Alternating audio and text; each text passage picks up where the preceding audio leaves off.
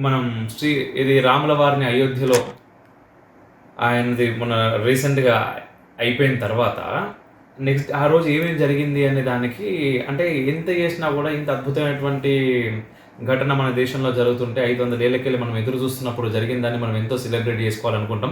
అట్లా సెలబ్రేట్ చేసుకోవాలని చెప్పేసి రోడ్ల మీదకొస్తే కొంతమంది మన జై శ్రీరామ్ అనేటటువంటి హనుమాన్ జెండాలను పీకేసిర్రు. లోపల కార్‌లో ఆడపిల్లలను, చిన్నోళ్ళను, ఆడోళ్ళని గూడా చూడకుండా కొట్టిర్రు. తర్వాత మగోళ్ళని గూడా కొంతమందిని కొట్టిర్రు. మీరట్లా అనొద్దు అని జెప్పేసి, జై శ్రీరామ్ అని ఎందుకంటున్నారని జెప్పి ఎదిరిచ్చిర్రు అని ఒక వీడియో బాగా వైరల్ అయింది ఆ టైంలో. అది చాలా మనసుకు బాధ అనిపించింది. యాక్చువల్‌గా దాన్ని వ్యతిరేకించడం కూడా కాదు. ఇట్లా జరిగింది అని జెప్పేసి ఒక విషయం చెప్పాలనే ఉద్దేశంతోటి మనం ఆ రోజు ఇట్స్ ఫర్ యూ మనం రిఫ్లెక్షన్‌లో చేసినామన్నట్టు. అయితే అది మరీ విపరీతంగా పోయింది కూడా లేదు. ఎందుకంటే మీకు తెలుసు ఆల్రెడీ మన దాంట్లో చేసినటువంటి రిఫ్లెక్షన్‌లో ఒకప్పుడు ఉన్నంత రీచ్ ప్రస్తుతానికి లేదు. ఎందుకంటే ఆటోమేటిక్‌గా స్ట్రైక్‌లు అంటే కమ్యూనిటీ గైడ్‌లైన్స్ అని జెప్పేసి యూట్యూబ్ వోడంటాడు. మనోళ్ళని జెప్పేసి మాస్ రిపోర్టింగ్స్